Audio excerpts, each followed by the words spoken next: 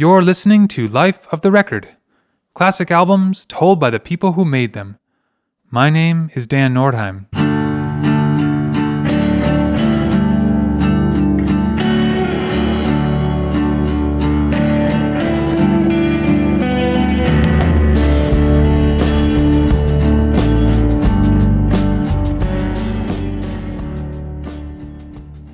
The Postal Service formed unofficially in 2001 by Jimmy Tamborello and Ben Gibbard. Tamborello had asked Gibbard to contribute vocals to a track for his Dntel project. The collaboration went so well that they decided to continue and form a new project. Tamborello's friend Tony Kiewel at Sub Pop suggested they'd be interested in releasing a full album. After working on instrumental tracks at his home in Los Angeles, Tamborello would mail CDR mixes to Gibbard in Seattle, who would then add vocals and other instruments. Over the course of a year, they would keep collaborating through the mail, enlisting Jenny Lewis and Jen Wood to contribute vocals. Give Up was eventually released in 2003. In this episode, for the 20th anniversary, Ben Gibbard and Jimmy Tamborello reflect on how the album came together. This is the making of Give Up.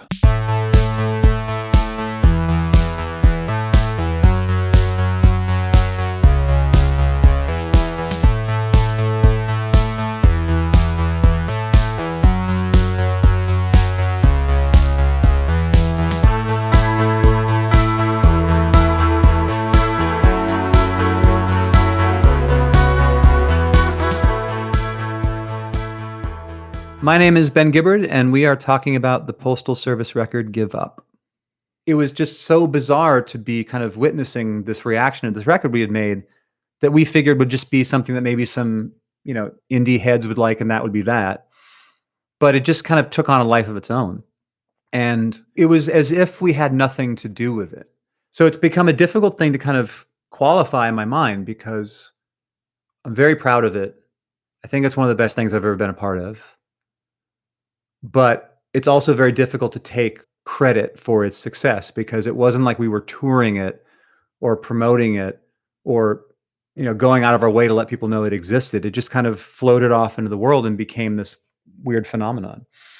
It's a weird thing to talk about because every other record that I've been a part of that has been successful, be it Transatlanticism or Plans or whatever else, these are records that we toured our asses off for. We did interviews and TV performances and radio performance. I mean, we worked super hard for those records to become what they became. But with Give Up, we didn't do any of that. It just kind of happened. So I'm sure there have been records that have taken similar journeys, but off the top of my head, I can't think of any.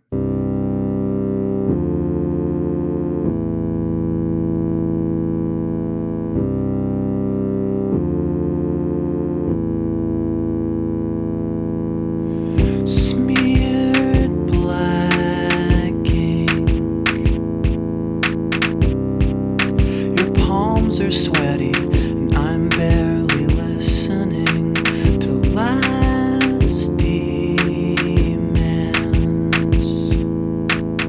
I'm staring at the asphalt wondering what's buried underneath. In 2001, Death Cab had toured with a band called The Jealous Sound from Los Angeles, and we kind of hit it off, we became friends. And one of the members was a guy named Pedro Benito, and he lived in a house in Silver Lake with Jimmy Tamborello and a couple other people. And I had decided to go down for like a long weekend and hang out with Pedro and just kind of bum around LA. And Pedro had said, well, hey, listen, my roommate Jimmy does this project called Dntel. You might have met him last year because his band Arca had opened up for Death Cab at Spaceland. And I was like, oh, I don't really remember that dude, but okay, that's cool. And he's like, well, yeah, he has this project called Dntel, and he would love to send you a track and have you do some stuff on it. And then maybe when you're down here in LA, you guys could record the track. And I was like, yeah, sure, whatever. That sounds fun and easy. Hi, this is Jimmy Tamborello. Well, I was working on an album under my Dntel name. It was like a more experimental electronic thing, but I was using different vocalists. And I had a roommate that was touring with Death Cab for Cutie at the time and became friends with Ben. And so I connected through them to see if Ben would want to sing on a song.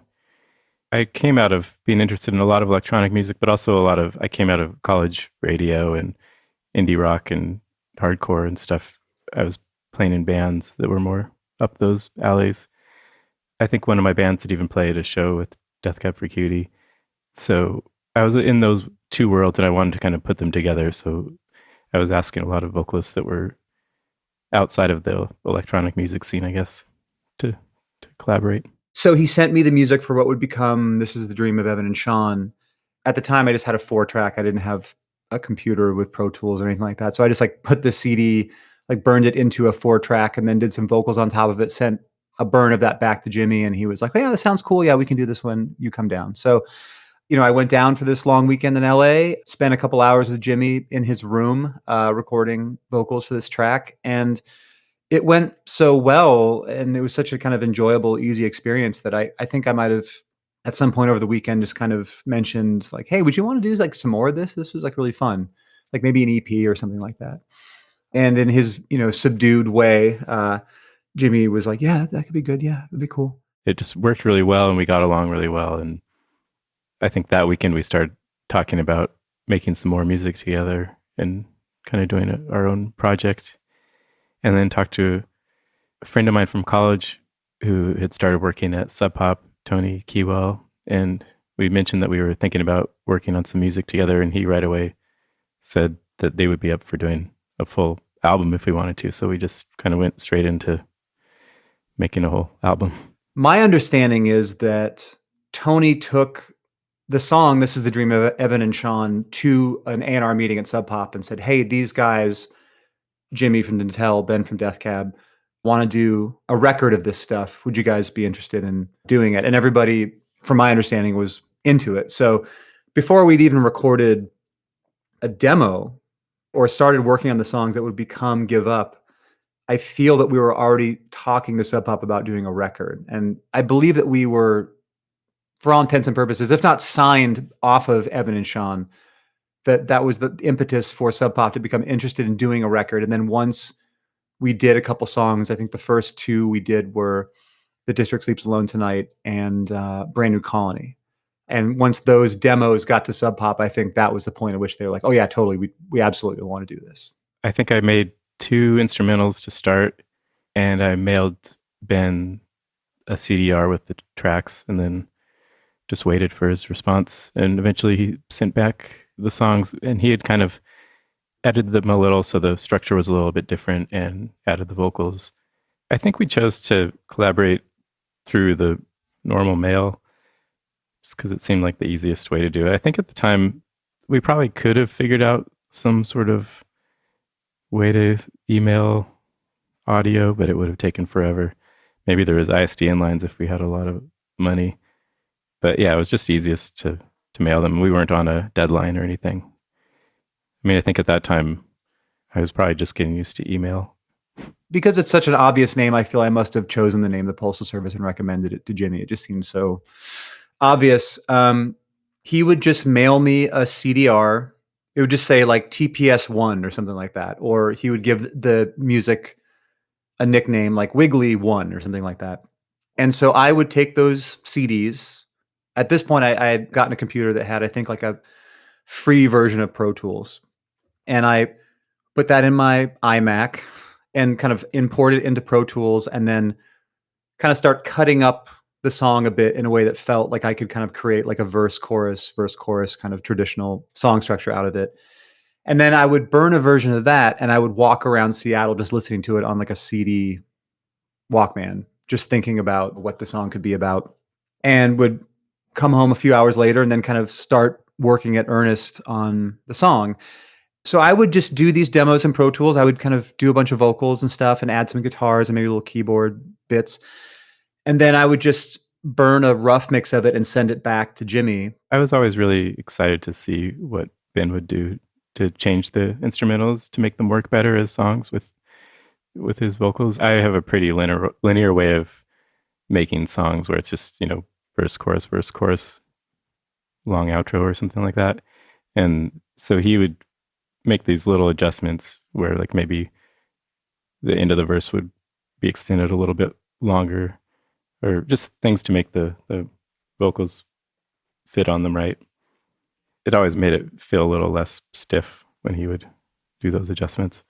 And then all the instrumentation that he added really added to the final outcome too. I don't remember him having any strong reactions either way, not because he didn't like it or didn't have a strong feeling about it, but Jimmy's a pretty subdued character. So he would be like, yeah, it sounds good. Cool. And we just kind of worked like that off and on. I would just kind of, he would send me an email or a text and be like, hey, I'm putting a couple new songs in the mail.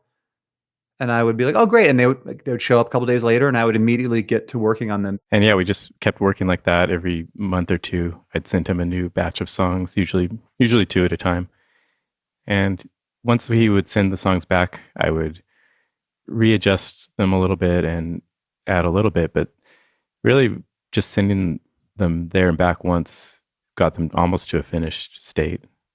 So there wasn't a lot of struggle with it. It just kind of came out quickly over the span of a year of just kind of slowly mailing them back and forth. And yeah, and once we had 10 songs, the album was done. I'd never made a record that quickly and with so little second guessing. And I think that might have been due in large part to the fact that I had a limited responsibilities on the record as opposed to Death Cab, where I was, for all intents and purposes, writing the music and the lyrics and the melodies. And the totality of the expressions in Death Cab Records and the songs were far more mine than this collaboration, which was like a straight down the middle 50-50 collaboration. Jimmy makes the music. I write the lyrics and melodies and add little touches here and there.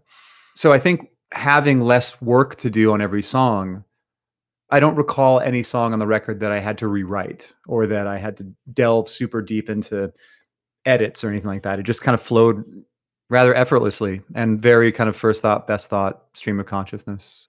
And yeah, I mean, I think looking back on the record, there's probably some songs I would probably want to take another crack at least here and there. But it is a document of how we were making it.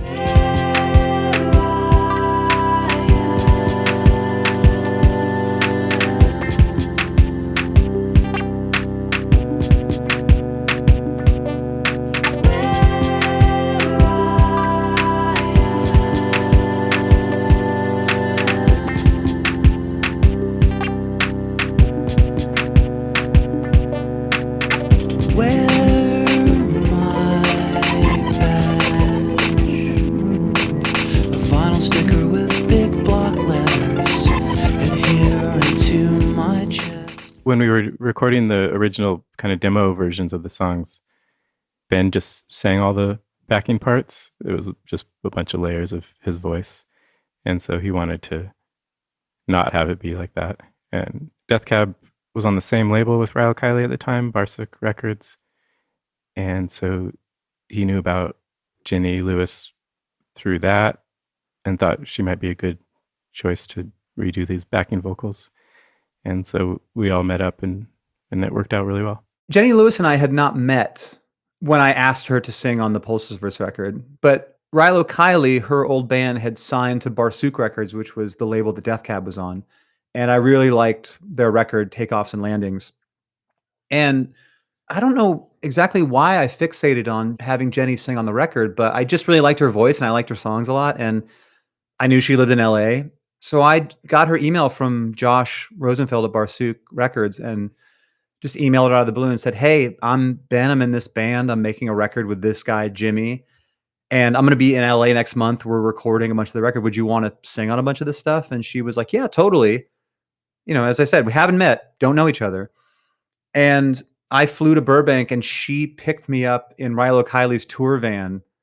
And we went and got Mexican food or whatever. And then we went to Jimmy's house. She dropped me at Jimmy's house and then came over later and we just started working on the record. I still to this day don't know why she said yes. Outside of maybe just like we were young and just this felt like a totally acceptable thing for somebody to kind of call you out of the blue and ask to have done. I mean, there was no money. It wasn't like, and we're going to pay you this amount of money. There was no money. It was just like, we're making a record. Do you want to sing on it? And she's like, totally. And so I had been down in LA for a couple of weeks staying at Jimmy's house, which was, you know, in the parlance of its times, you know, kind of like a dirty flop house with like 4 or 5 dudes living in it, you know, like a post-collegiate group home situation. You know, I'd lived in those before too, so I'm not knocking it, but it's what it was. So I was just kind of crashing and on some couch or on somebody's floor, and we were just living at this house for 2 weeks while we made the record. And Jenny came over almost every day and did some vocals, and we would go get food or go see shows or go to bars or whatever. And it was a really wonderful time. And, you know, Jenny has now been one of my dearest friends for over 20 years. And it was, I think, in large part because of this bonding that we were able to do while we were making the record. And the three of us, Jimmy and Jenny and I, like, got really tight during that period of time. And it became apparent that if we were going to tour this record, you know, then Jenny would 100% have to be a part of it, because she was kind of making herself irreplaceable as we kind of went along. I am a visitor here. I am not permanent. And the only thing keeping me dry is you seem so out of context in this gaudy apartment complex. A stranger with your door key explaining that I'm just visiting. And I am finally seeing, well, I was the one worth leaving. The District Sleeps Alone Tonight was kind of the first thing we worked on, and it was in the wake of kind of a difficult breakup that I had gone through with my first, like, adult girlfriend. I guess at the time I was 25 or 26, but it was the first relationship I'd been in that was like, we lived together and had bills and stuff like that, you know. And since it was the first one, it was pretty painful when it kind of fell apart. And so I kind of decided to write this song about this experience of seeing her. She had moved to DC from Seattle. And when Death Cab had come through DC on tour, we were seeing each other for the first time since we had split. And it was just very odd to see this person in this new life that you had no context for, right? This is the first time you're kind of experiencing a partner's new life, and what a kind of disconcerting feeling that was for me. I think when I started working on instrumentals for the album, I imagined that it was going to be a more experimental record. And then I kind of just made the instrumental for The District Sleeps Alone Tonight, and it just kind of came out poppier than I expected right away. And then he added vocals, and then it was like, whoa, this is way poppier than I was first thinking. But then we just kind of went with that direction. That song in particular was definitely Bjork. So yeah, her music definitely influenced the songs on the album. I mean, Bjork had always been kind of my dream collaboration back then. With the Dntel project, and one of the few people at the time that was doing, you know, vocal kind of pop music over more experimental electronics. There wasn't a lot of that to choose from back then. So when I started working with Ben, and it was exciting to be working with such a good vocalist. So it was kind of like he was my Bjork.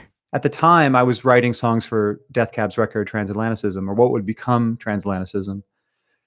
And these Postal Service songs were like these little breaks in my writing schedule where, you know, we all wanted to make a great Death Cab record, as we want to every time we make a record. But I was very focused on that and really kind of getting in the minutia of writing a lot of songs and being very critical of the work I was doing and trying to, you know, kind of connect things and make ideas work together. And then I would get something from Jimmy that just felt like a vacation from that work. So it became something that I didn't have the responsibility of writing any music. I could just react lyrically and melodically and what have you to whatever Jimmy was sending me. And I found that it took my mind to different places narratively than I tended to find myself when I was writing my own songs. Because when you're sitting with an instrument, with a piano or a guitar or whatever, and you're writing music usually alone, and then what you're creating harmonically is going to kind of dictate the lyrical content, I find often. But because I'm not creating any harmonic content, I'm just reacting to what Jimmy's sending me. It just allowed my mind to kind of wander to some places and choose subjects for songs that I certainly would not have chosen if I was writing the music myself. I think District Sleeps Alone Tonight, it was like Bjork, and also Lollipuna was a big influence. In general, there was this label More Music that was doing kind of indie electronic stuff at the time, and all the stuff they were putting out was was a big inspiration for this album. There weren't a lot of choices for a little bit more out there electronic music mixed with pop or indie rock. I guess even more specifically indie rock. And that was what I wanted to listen to at the time. And I don't think I was even that aware of it at the time. That was exciting that we've found a niche that wasn't already done to death. Give Up is kind of, to me, like an 80s electropop revival record that came out in a period where nobody was really doing that. You know, there are people making pop music with electronic elements, but it was nothing like it is now, or nothing like it was at the dawn of electropop. So it wasn't as if we saw, you know, a hole in the music market that no one was making this music and that we should make it and then it will be popular. I think it was just that so much like electronic pop music was stuff that we grew up on and we loved. And that, you know, I grew up a huge Depeche Mode fan, a huge Kraftwerk fan, you know, a huge fan of the Pet Shop Boys and Erasure and all that kind of stuff, New Order. And it felt when we were making Give Up that, you know, my kind of penchant for electronic pop music and my sensibility as a lyricist added to Jimmy's kind of palette. We just found ourselves in this place where we were making a record that was not so much unique in the grand scheme of music history, but that no one else was really doing it like that at that time. DC sleeps alone tonight.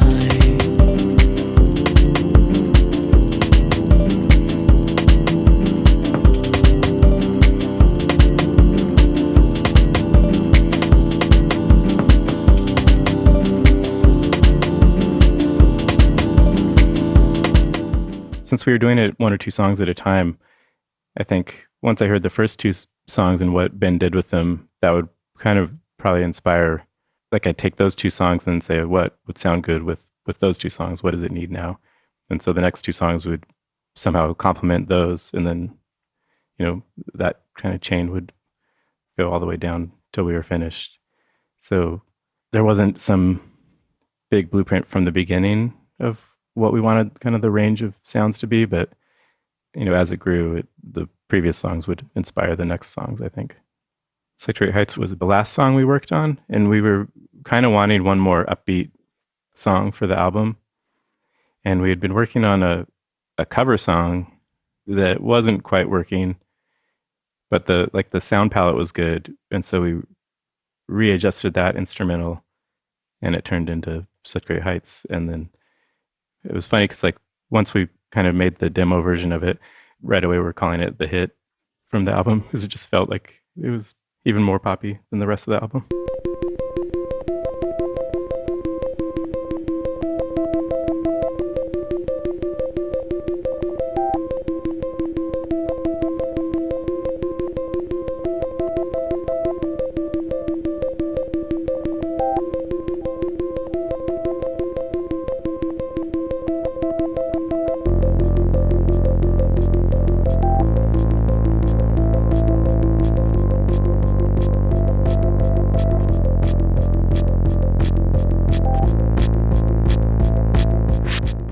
I mean, the little beeping sounds at the beginning of Secretary Heights were just some version of one of the sounds on the K2000, I think, with probably a delay pedal added to it.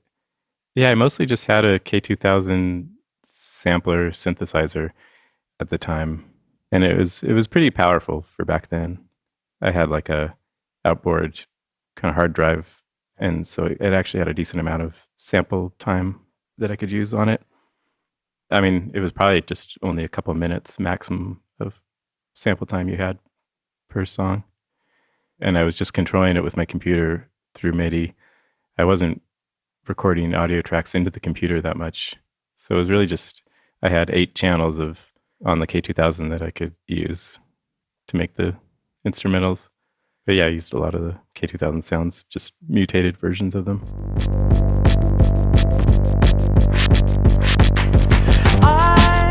I'm thinking it's a sign that the freckles in our eyes are mirror images, and when we kiss they're perfectly aligned. I have to speculate that God himself did make us into corresponding shapes like puzzle pieces from the play. True, it may seem like a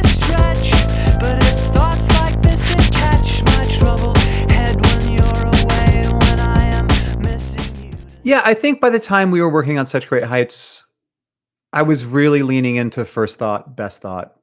Such Great Heights is probably one of the most, if not the most happy, positive songs that I've ever written. In my own writing, I'd often shied away from kind of trying to write something like Such Great Heights.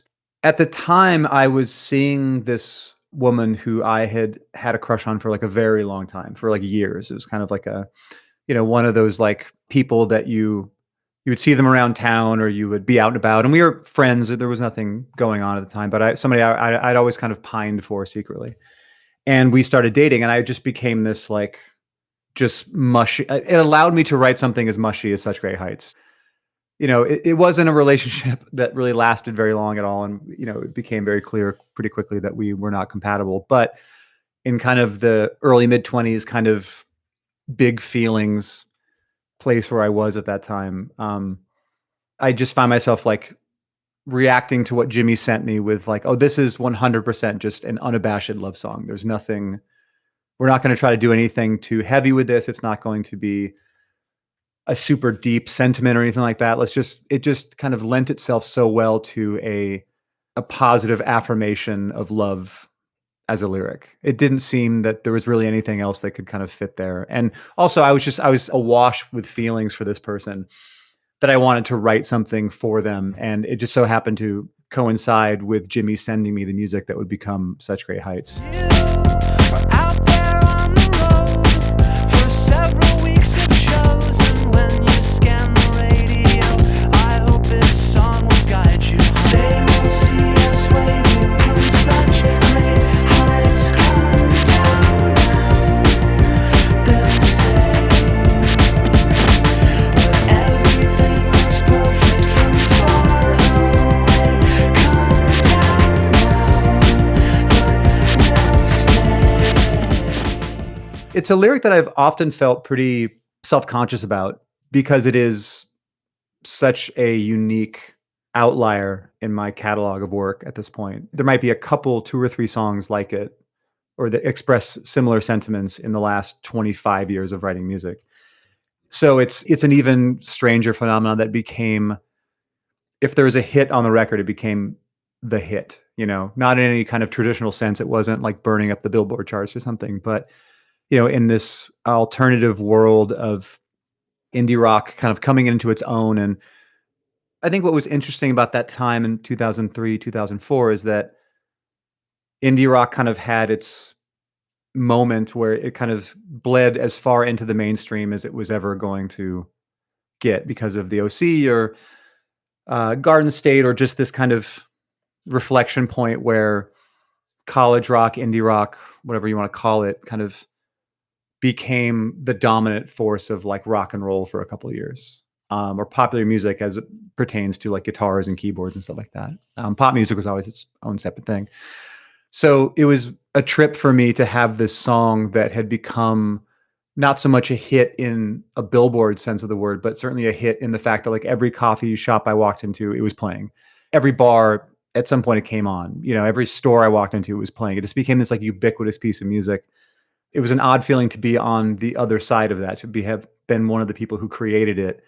Not only that, but for it to be such an outlier in my catalog of work that there's this like very kind of open-hearted, torch song, love song that now is kind of everywhere, in my neighborhood. That was a pretty wild thing to experience.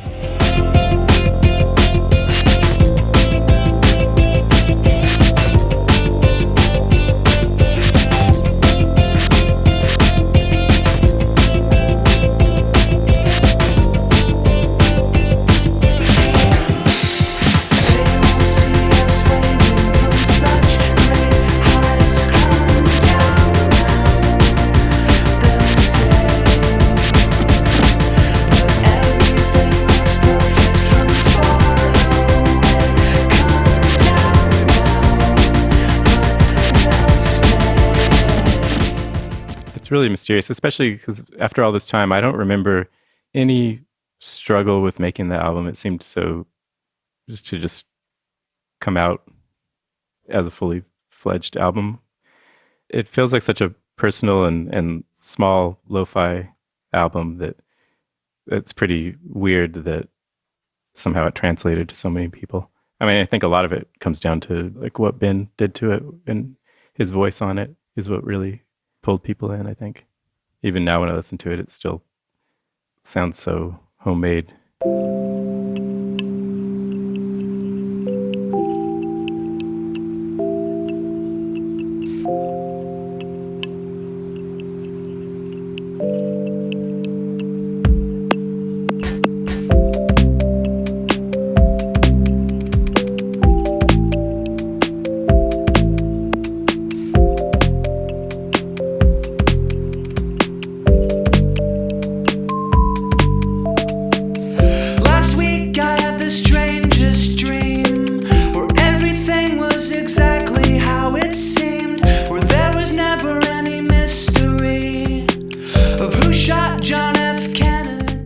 Oftentimes when I write, I start with a line or a concept and I just follow that through. Some people will write choruses first and then write the verses to that, or they'll have a vision of what the song should be.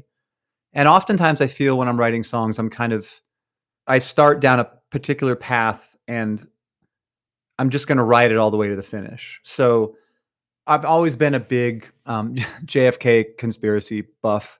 And just this thought kind of floated across my mind of like, if you could apply Occam's razor to the Kennedy assassination, like that everything, the simplest explanation is often the correct one.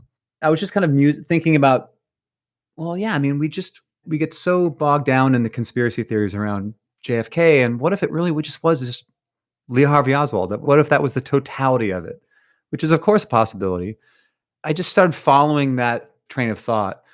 And the lyric is kind of silly, like it's kind of a whimsical kind of lyric, but like many songs that I write, I was just following that train of thought and just kind of taking that path as far as it would go. And sometimes I'll take a path like that and realize I have to double back and start over again, or maybe just use a line from something, but I tend to write linearly. So the first verse is, about the JFK assassination, odd way to start a song.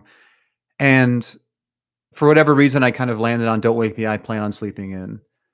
And it didn't seem to have too much to do with the verse, with the exception of, having this dream and then like the culmination of it being like, no, I want to continue living in this dream world. I want to continue living in this space. So don't wake me, I plan on sleeping in. Just a man with something to prove, slightly bored and severely confused. He steadied his rifle with his target in the center and became famous on that day in November.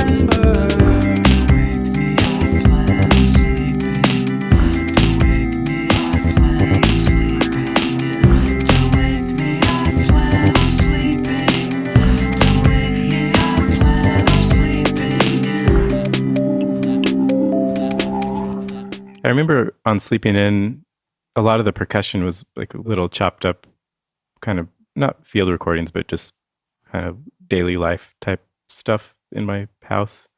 Little clinks and clangs in the kitchen and stuff. There's like a little bit of a friend of mine's voice that gets in there and into the rhythm. Yeah, when I was making the instrumentals, I wasn't thinking conceptually at all, or like what, Ben hadn't told me what he'd end up writing about or what he was planning to do or what he wanted to write about. So it was really pretty random what I was throwing together. And then it was fun to see how Ben would solve them, what meaning he'd put to them. That's one of my favorite songs on the record, just because the lyric is unlike anything I would have ever written for Death Cab. And it was because of this like very whimsical, playful music bed that Jimmy sent me. Yeah, Sleeping In has kind of a little lullaby melody to it. Yeah, it does seem like on some of the songs, what I gave him instrumentally was influencing what he would write about on top. Don't wake me, I plan on sleeping in. Don't wake me, I plan on sleeping. Don't wake me, I plan on sleeping. Don't wake me, I plan on sleeping in. Don't wake me, I plan on sleeping in. Don't wake me, I plan on sleeping.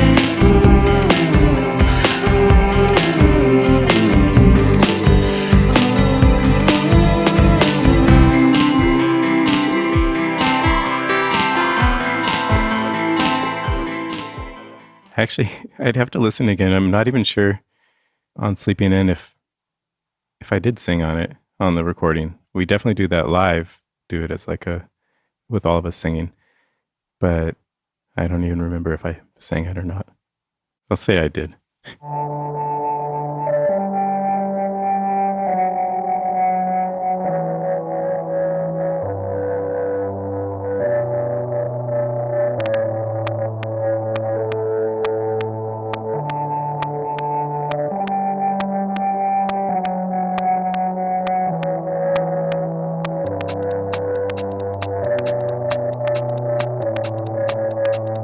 Will someone please call a surgeon who can crack my ribs and repair this broken heart that sure deserted for better company? I mean, the main thing I remember about making the beat for Nothing Better was I was really excited with the energy of the beat. I felt like sometimes I have trouble with getting a good feel to a beat, and that one just felt really kind of explosive or more dancey, and I was really happy with the kind of big bass melody. It was really exciting to hear Ben kind of work around that bass line with his vocal melody. I really like how that came out. I was dating this woman named Jen Wood, who's a singer-songwriter, originally based in Seattle. And she is such a great singer and just really great musician and songwriter. And Jimmy had sent me the music for what would become Nothing Better. And the idea just kind of crossed my mind of like, well, Jen and I are dating and we enjoy playing music together. So why don't I write this as a duet? And then Jen can sing it. She can sing the retort. It was very much modeled after Don't You Want Me by the Human League. Because I've always loved that song. I've always loved duets that are a conversation. And this bed of music that Jimmy sent me felt like a perfect piece of music to try to do this he said, she said conversation.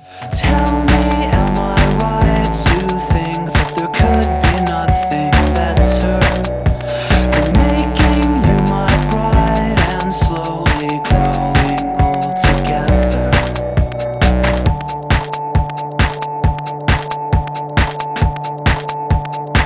I feel I must interject here. You're getting carried away, feeling sorry for yourself with these revisions and gaps in history. I think I had all the orchestral samples in there to begin with, but the way that turned into kind of being the intro into the duet part with Jen worked out really well. It really makes sense that it's a duet, but I had no idea he was going to make it into a duet. When I was writing, we didn't plan ahead to make a duet. Yeah, there's a lot of that, a lot of just kind of buying used dollar records and blindly sampling bits, usually reversing them or doing something to disguise them, even though I wasn't really thinking about sample clearances at the time, but I was being a little careful. So they're mostly disguised. But yeah, like that was the way I came up with a lot of like some of the more memorable melody lines and moments on the album were just kind of like randomly dropping in bits of old records. Jen Wood's parts happened in Seattle. Yeah, up there, Ben was recording with some at home and some with Chris Walla at their studio.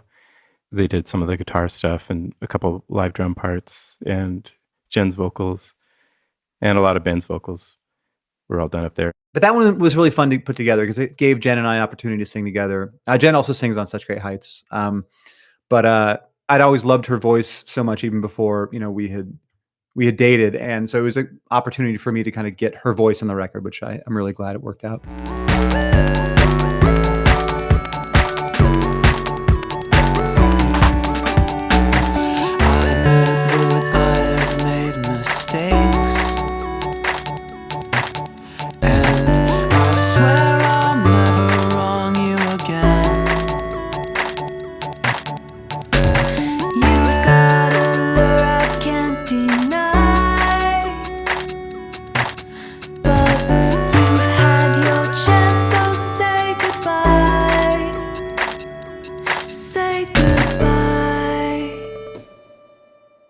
There's one part of the song that I feel a little embarrassed about now, and that is just that There's a reference in the first verse to like a goalie tending the net in the third quarter of a tied game rivalry, and I needed the rhyme, so I figured I could get away with it, even though it's, I guess, technically a reference to hockey, and in hockey they're periods, they're not quarters.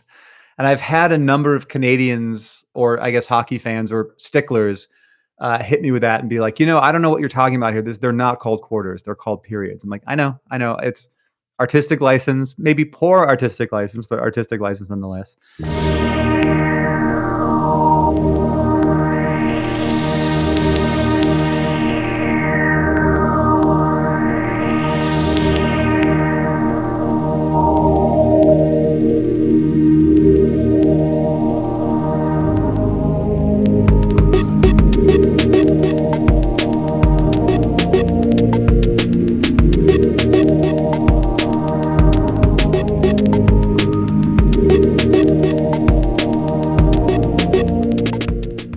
Recycled Air was written fairly quickly. There's not a lot of lyrics in it. It's a pretty simple song that's kind of entirely kind of tethered to this ba-ba-ba kind of no word chorus kind of thing. And I think in my mind, since I'd first heard it, I'd been pretty obsessed with this song called Stratford-on-Guy by Liz Phair. It's on Exile on Guyville. And I think that song is one of the greatest songs ever written about being on an airplane. I mean, there have been a lot of songs written about being on airplanes and flying. It's very, at least I find I'm very introspective in that space because you're so vulnerable. Your life is literally in the hands of some person you've never met, flying the plane at 250 miles an hour, 30,000 feet above the earth. I'd always found the imagery in Stratford-on-Guy to be so wonderful. Such a great song. And I don't know if I had recently listened to it or if it was just on my mind, but the music that Jimmy sent me felt so airy, and it just conjured up a lot of images of being on an airplane. So I felt that should be the focus of the song lyrically, to kind of lean into that. I take a breath, pull the air until there's nothing left. I'm feeling green, like teenage lovers between the sheets.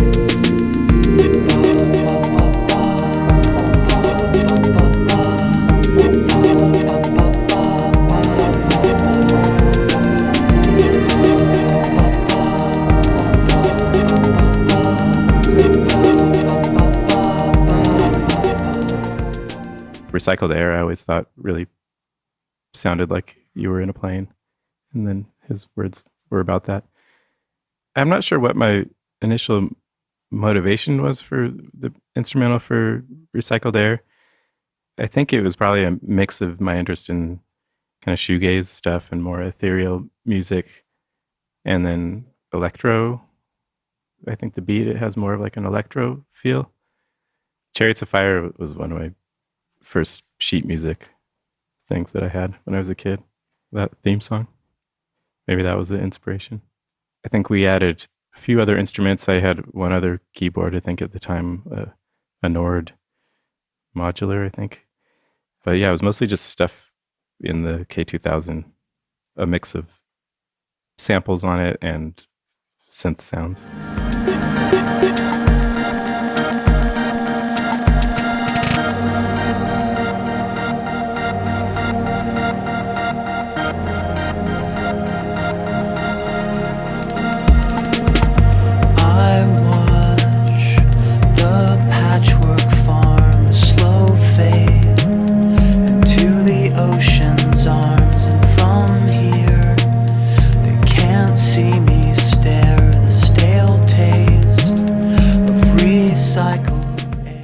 My impressions of Clark Gable, or the song that would become Clark Gable, was that it was kind of one of the more, it's not an aggressive song by any stretch of the imagination, but just in the context of a lot of things that Jimmy was sending me that were a little on the twee side, which I was, of course, totally fine with, but it was some very kind of softer songs with softer palettes. This one just had a little bit more of a driving kind of thing, especially in the choruses, and it felt kind of anthemic.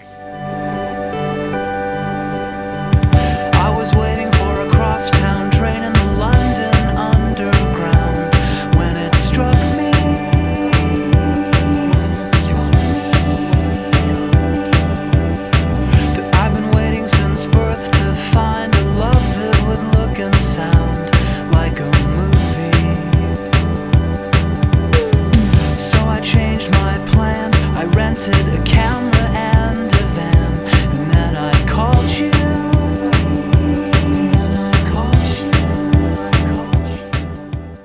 again, this was one of those songs where I just kind of, after I'd made my little rough mix of it and was walking around Seattle, walking around my neighborhood, just listening to it on repeat, this kind of fantasy story kind of started to form in my mind of a person deciding that the best way to kind of make somebody realize that they should still be together would be just to kind of like create a movie of the relationship in question. And I think maybe I've been really into Delmore Schwartz at that point, and there's a short story he wrote called "In Dreams Begin Responsibilities," which is he goes into a theater and is watching a film of his parents' courtship, and his parents are in the film, and it's this obviously very fantastical thing. And I think when I was writing Clark Gable, I was kind of referencing that a bit, that was a point of reference. I liked that, the idea of seeing something that was very formative to who you are, or that had affected you greatly, and having it be removed from your head or heart and have it recreated somewhere else that you could kind of look at it from a distance. I need you to pretend that we are in love again, and you agree to. I want so badly to believe that there is truth, that love is real.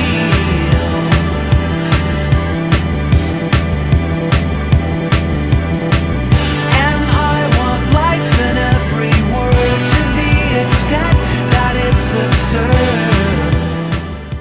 Yeah, I think with Clark Gable, it was probably mostly inspired by the post-punk stuff that was going on at the time, like the new post-punk stuff. I mean, I guess I was into the old post-punk stuff, but the stuff that was fresh in my mind was like the DFA stuff going on in 2003. Now I'm not even sure. So yeah, that stuff, probably Clark Gable was kind of slightly inspired by that world, like the modern post-punk stuff. But it I think once the horns came on and stuff, it kind of veered more into more traditional disco, maybe even. But yeah, it has sort of like a toughness to the beat that feels like post-punk. I do remember with Clark Gable, I think he really pushed the energy in the right direction with his vocals on top of the music. It really made it climactic. The choruses were kind of connected to the verses, but I found myself, for the years kind of leading into making this record, Connor Oberst and I had kind of become buddies, and I often think of Bright Eyes as being as like the same graduating class as Death Cab, and we all kind of came up around the same time, and we were, I remember seeing Bright Eyes at a really small venue in Seattle because we had just heard of them. It was 99, 2000, where you probably didn't hear a band before you went to see them. You'd be like, I heard these guys are good, let's go see them. And just had our minds totally blown at this kid's songwriting kind of skills. And the choruses, I kind of wrote them with Connor in mind. There's a line that's like, I know you're wise beyond your years, but do you ever get the fear that your perfect verse is just a lie you tell yourself to get by? And, those lines apply to this concept of trying to kind of like create a world that you want to live in, or create a world that represents the world that you were in. But I think as songwriters, oftentimes we try to make things in art that we can't have in real life. And so I had told Connor about this years ago. I doubt if he even remembers it, but I remember like he was on my mind a lot at that point. And I kind of wrote, the double chorus that finishes the song kind of was written to him. Those lines of like, your perfect verse is just a lie that you tell yourself to get by. Are you just creating this world in music because just so you can get through the day, which most creative people have those kind of impulses where they're like, I certainly know I do, trying to create a world in music or in art that makes the real world a little bit easier to handle. I know you're wise beyond your years, but do you ever get the feel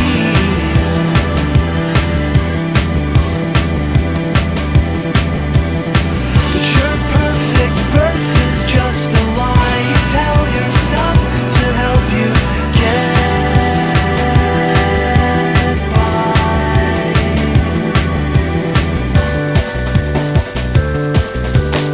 That you tell yourself to help you get.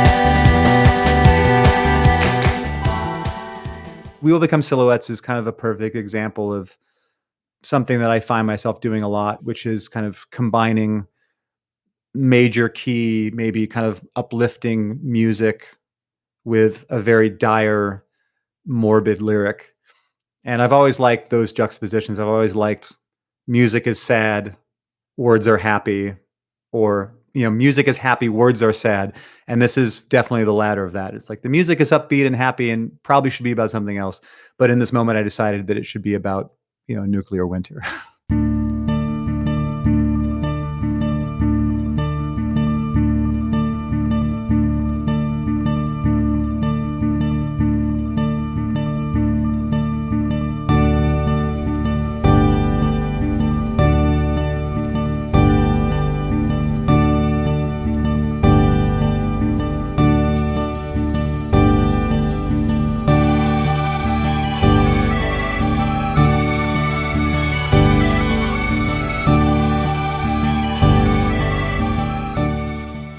We Will Become Silhouettes was probably a little bit inspired by kind of like techno stuff that was going on then. Like I was into this German label Compact, and I think a lot of stuff that's going on in this, the way that samples are played and stuff, maybe had to do with being into that kind of music, although like a faster version of it.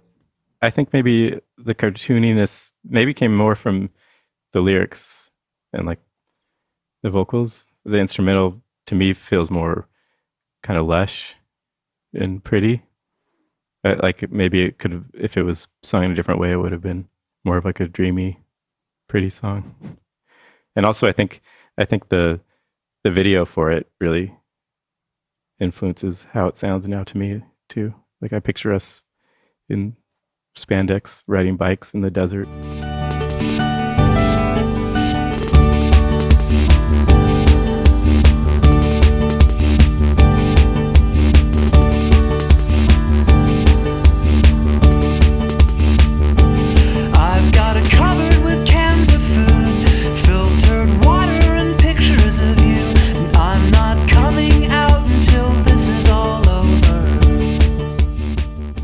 We Will Become Silhouettes is, I think, writing a lot of this material in the months right after 9/11.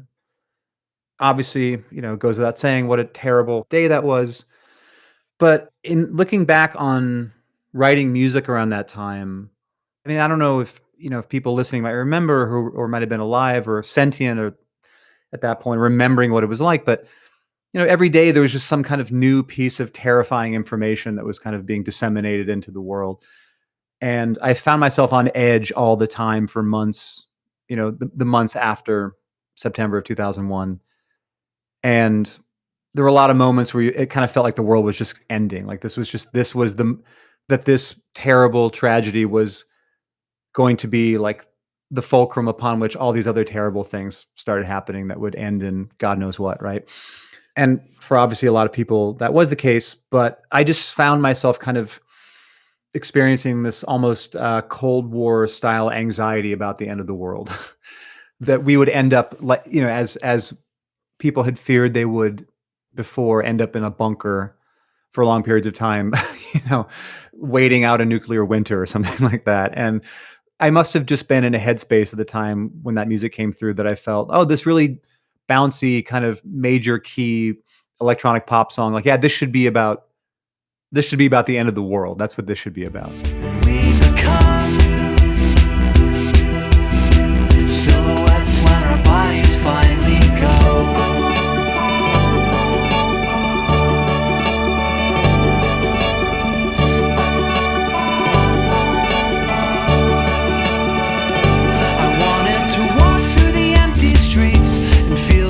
Constant under my feet, but all the news reports recommended that I stay indoors. Yeah, it felt like during the pandemic that song took on another life. I'd written that song from a place of anxiety, but also I think there's a lot of gallows humor in it too, at least there is for me. And I really still feel to this day that, laughter is not the best medicine, because medicine is the best medicine. But that bringing some kind of humor, even if it's off color, to scary or dangerous situations can sometimes be very effective in kind of unleashing a little bit of anxiety or feelings of dread. it felt to me as I started to see that song floating around in the world more that, people were kind of latching onto it because it represented maybe people's greatest fears about where this pandemic was heading. At the time I was as anxious and freaked out as everybody else was, but there was a small part of me that was like, I'm glad that we wrote this. I'm glad that this exists and that we made this piece of music, not for this moment, but this piece of music can represent it and capture it for some people and give them a little kind of break from feeling overwhelmed. Hopefully a break from feeling overwhelmed all the time.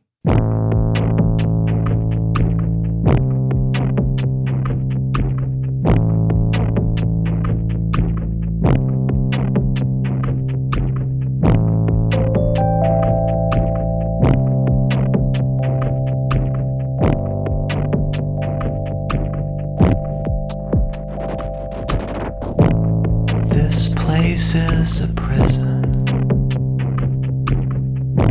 and these people aren't your friends. Inhaling thrills through $20 bills, and the tumblers are drained and then flooded. Yeah, I've always been drawn to real kind of messed up sounds. And that one I remember really kind of running the whole beat through a delay pedal and really tweaking it a lot to get it to where it was. That one I can remember also being a real Bjorky one, like definitely a Bjork influence to This Place is a Prison. And near the, like kind of the outro section reminds me a lot of the Cure Disintegration album, I think. It was maybe in my head. I don't know if that translates, if that comes across, but that one always makes me think of the Cure and Bjork. This Place is a Prison is maybe my favorite song on the record because it's so unique amongst the other songs. Everything else is kind of high BPM, 4/4, a lot of 4 on the floor, like a very poppy, dancey kind of record. And when Jimmy sent me this piece of music that was like, in 3/4 or 6/8, however you want to carve it up, I just was so excited about it. And it gave me an opportunity to kind of really bring the mood down and do something that I think is a little more. This Place is a Prison is closer to a Death Cab song than anything else on the record. And because it felt like a very comfortable place for me to write in. Writing the rest of the record was an exploration in and of itself. But, in doing all this work throughout Give Up that was unique and new for me, it felt very comforting to kind of settle into a space musically and lyrically that was more in my wheelhouse. I just bought some toy accordions downtown in LA at some point, and I was using them a lot on stuff I was making back then and for live shows with Dntel. So I wanted to use a little bit of it on the album. So on This Place is a Prison, I played some. At some point, I did actually buy a full-size accordion, but I never really learned to play it past like one note at a time. So it's a simple part on the song. Probably the accordion is the only live instrument that I played on the album. I know that it's not a party if it happens every night. Pretending there's glamour and candelabra when you're drinking by candlelight.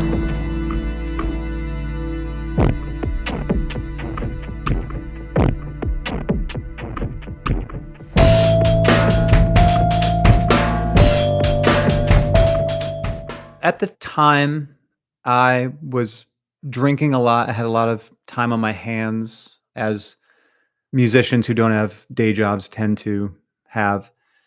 And the darkness of nightclub culture and being out all the time started to really kind of weigh on me. It was starting to feel not fun and not like a release from normal life, but to become normal life, to become like being out 5 or 6 nights a week and seemingly never not having a drink in my hand was kind of, that became normal. That was what you do, So, I felt I needed to kind of turn the guns on myself a bit in that song and kind of write about this, this affectation that had started to kind of not so much take over my life, but certainly started to creep in more and more. And I started to realize like, hey, this is getting a little out of hand. And I let it get out of hand for another 5 or 6 years. But, that to me was kind of one of the first moments in my life that I was writing about my alcohol intake and that it might not be the healthiest thing for me. How long must I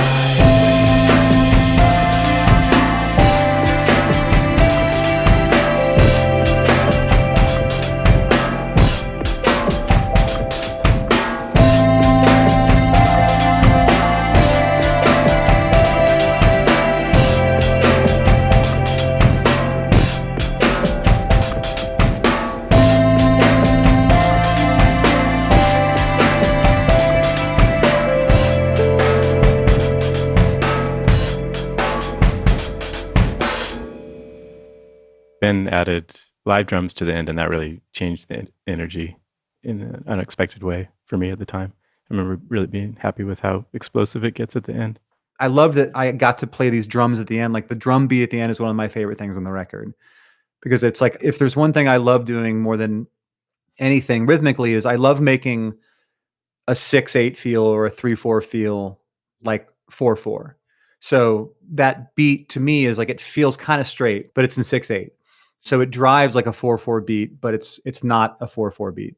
And it's one of the moments on the record that I'm the most proud of. I mean, it was nice that Ben had a way to record live drums, because I hadn't been able to do that with my own music at all. I didn't really have access to a real studio. So it was exciting to have the option to have some real big drums on some songs. We recorded some of the drums and piano and other instruments at Chris Walla's studio, the Hall of Justice here in Seattle. But some of the stuff I just recorded in my little attic bedroom / studio on Mercer Street here in Seattle. And I think I probably just started adding drums to stuff because I just wanted to play drums. One of the great things about making this record was that there were really no rules. Jimmy and I were having in-depth conversations about what the record should be or what the instruments should sound like, and not to say that in Death Cab there were, like Stalin-esque rules or something like that. But, I was, in a band with 3 other people. We all played our instruments, and the way we created music was based in things that I was writing, but also, we had boundaries around who could do what in the band. And so in making this record with Jimmy, I found myself with this opportunity to play all these instruments that I didn't get a chance to play in my main band. And playing some live drums like alongside the programming and stuff like that just seemed like a nice flavor and a way to kind of give the song a little lift at the end. And also just gave me an opportunity to play drums, which I love doing. So most of the drums we recorded, I know for Clark Gable we recorded at Chris's studio, but the drums on This Place Is a Prison were just like a 2-mic drum sound that I did in my little bedroom. And I'm a terrible engineer. I'm not good at getting good sounds, but for whatever reason, it just fit nicely in the track. So I was like, well, that's the drums. We don't need to redo them. Yeah, I kind of forgot. I was listening back and kind of forgot that we even had live drums on the original album. I thought in my head that was something we added for the live show, but I was wrong.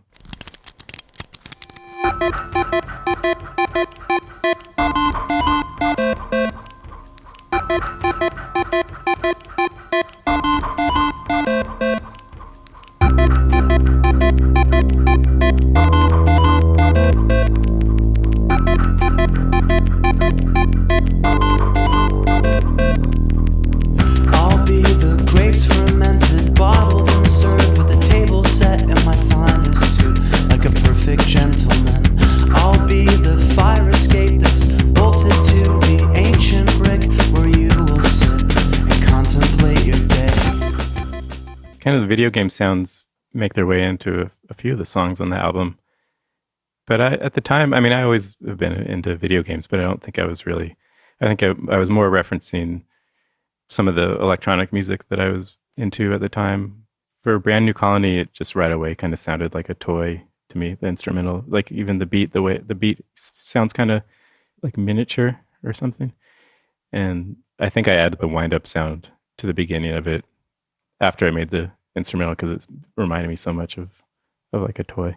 But again, also it was probably real inspired by Square Pusher and Warp Records and people doing kind of crazy drill and bass type video gamey sounding music. Brand New Colony is one of my favorite songs on the record. And I think I should come clean a bit about that song in the sense that I have been and always will be a huge Magnetic Fields fan. And there's a song on their record Holiday called Desert Island, which uses a lot of the similar kind of imagery and like that I'll be this, I'll be that. And in the first verse of Desert Island, there's a couple like I'll be this, I'll be that. And I just kind of, I guess, stole that idea from Stephen Merritt and just ran with it. And I was like, okay, well, I love that song so much. I want to make something that's kind of like that. But I'm instead of just doing a couple of these like metaphors in the first verse, it's just going to be the whole song. Like the whole song will just be like bang, bang, bang, bang, bang, all the way to the end. To me, it's like I was so influenced by Magnetic Fields and specifically that song Desert Island that I felt I wanted to make something that was kind of similar. And maybe having just exposed it, I've ruined it for people. But hopefully that will make people go back and listen to Desert Island and realize what a great fucking song that is. But I think if no one's put that comparison together till this point when I'm telling people about it, I'm sure it probably wasn't as similar as maybe I thought it was. Or maybe it is. I don't know. I'll be the phonograph that plays your favorite albums back as you're lying there, drifting off to sleep. I'll be the platform shoes, undo what heredity's done to you. You won't have to strain to look into my eyes. I'll be your winter coat, buttoned and zipped straight to the throat with the collar up, so you won't catch cold. I want to take you far from the cynics in this town and kiss you on the mouth. We'll cut our bodies free from the tethers of this scene. Start a brand new colony. As I said, I write everything linearly. So I was looking at all the lyrics and I have this kind of virtual stream of consciousness of metaphors through all of the verses. And the structure of the song, there's a verse and a break and a verse and then a chorus. So it's not a traditional structure, pop song structure. And the chorus is like there's a lot of words and there's a lot of imagery, and it's just kind of coming at the listener like, I want to take you far from the city of this town and kiss you on the mouth. Blah, blah, blah. It's just going and going and going. And I just wanted something just very simple to add at the end, because the song is just so lyrically dense and there's just so many ideas in it, arguably too many. But there's a lot of ideas in there. And, I felt that it needed just a very simple sentiment to kind of wrap it all up. I think the Everything Will Change coda at the end of the song really satisfied like the emo part of me, like that part of my musical interests. I don't think it's a coincidence that I was writing songs for Transatlanticism at the same time. Because in the song Transatlanticism, the verses are very dense lyrically. There's a lot of ideas in there. But it just ends with this very simple coda of I want you so much closer. And I don't think I wrote Transatlanticism on Monday and this on Tuesday per se, but these songs were all being written at the same time. So I was finding that using very simple language after an entire song of a lot of ideas was a really effective way to kind of just like tie everything up with a nice bow. And yes, of course, if all of these things in the song happen in this fantastical scenario, then yes, everything would change, right? And it just felt like a nice sentiment to end on, like an optimistic sentiment versus maybe some other moments in the record that were a little less so. It feels really emotional. Even it took kind of really like an even bigger life as like the last song we'd play live too, just without being shouted out over and over again.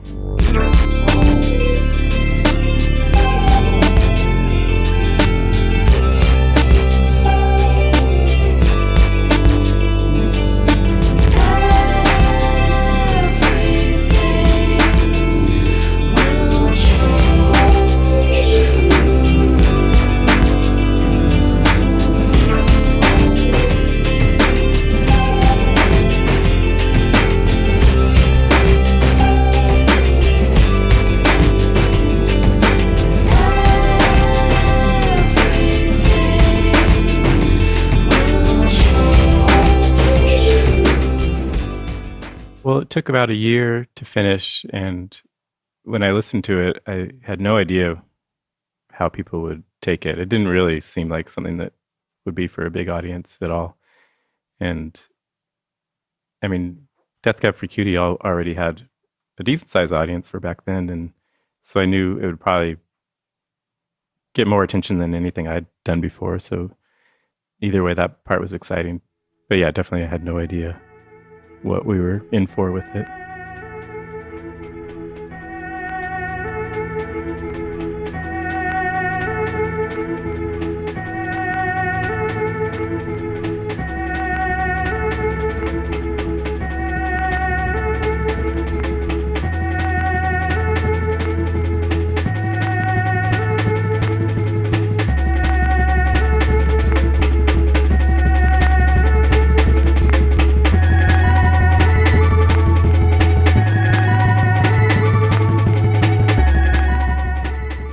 Natural Anthem was probably the closest to what I imagined the whole album was going to be like when we started it. I'm glad it's not. I'm glad we didn't go too wild. And it was definitely inspired by, there's one group called Third Eye Foundation, and there's this whole kind of scene of real distorted kind of jungle drum bass stuff mixed with almost like shoegazy stuff. So that was definitely an inspiration on that song.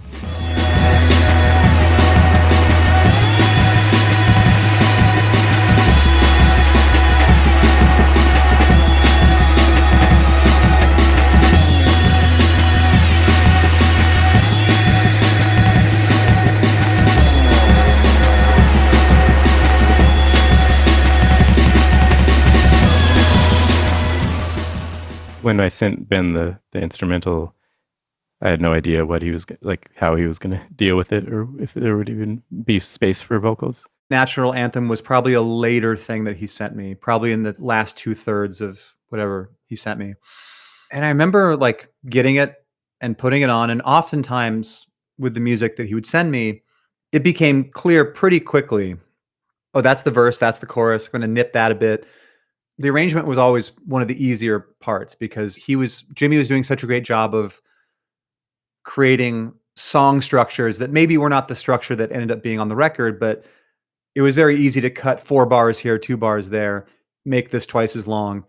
It was very easy to do all that because of the stuff that he was sending me. But when he sent me Natural Anthem, it felt like a song that should have been on the Dntel record. I mean, it's a pretty experimental, kind of angular piece of music that, felt like it belonged on a different record.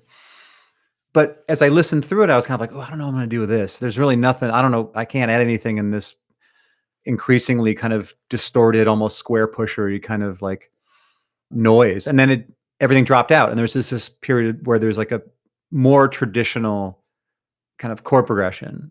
And I was like, oh, okay, great. Well, this is going to be just the end of this song will be the only lyrics in this thing. There'll be no other instruments, I'm not going to add guitars, I'm not going to add drums. I'm just going to do just 2 quick vocals. Yeah, it was nice to be able to just kind of leave it to him to solve those problems. I always knew he'd figure out the right way to use the instrumentals. So I like kind of how it became just like this little epilogue song. I'll write you a song, and it won't be hard to sing. It will be a natural anthem, familiar.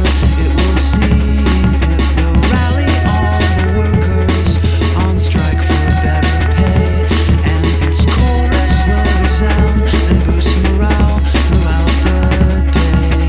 I'll write you a song, and I hope that you won't mind, because all the names and places I have taken from real life. In hindsight, I think it must have been one of the last songs that we did because the lyric kind of encapsulates a lot of the album in the sense that the lyric is basically saying like, I'll write you a song and, I've changed all the names. How's the lyric goes? Oh yeah. Well, I now remember. We haven't started rehearsing this tour yet, so I haven't really listened to this record in a while. Oftentimes when I write songs, I am writing about a version of a person that I know or myself, a version of myself. And I kind of like the idea of having a song that was basically saying that to end the record. I think because the music was so barbed, it felt like there should be, that the lyrics should be a little bit, have some teeth and kind of end with like, but at least I spelt your name right, And that was one of those things where like, as soon as I listened to music and I was like, there's no space for me here. And then hearing the very end, I was like, oh, there we go. This will be more of an instrumental with a little bit of vocal. And by the time people are wondering like, what the fuck's going on here? Is this what this is? Oh, there he is. Now I'm singing at the very end. And there was no question as we were putting together the running order that it would be the last song on the record. So please don't be upset at this portrait that I paint. It may be a little biased, but at least I spelled your name right.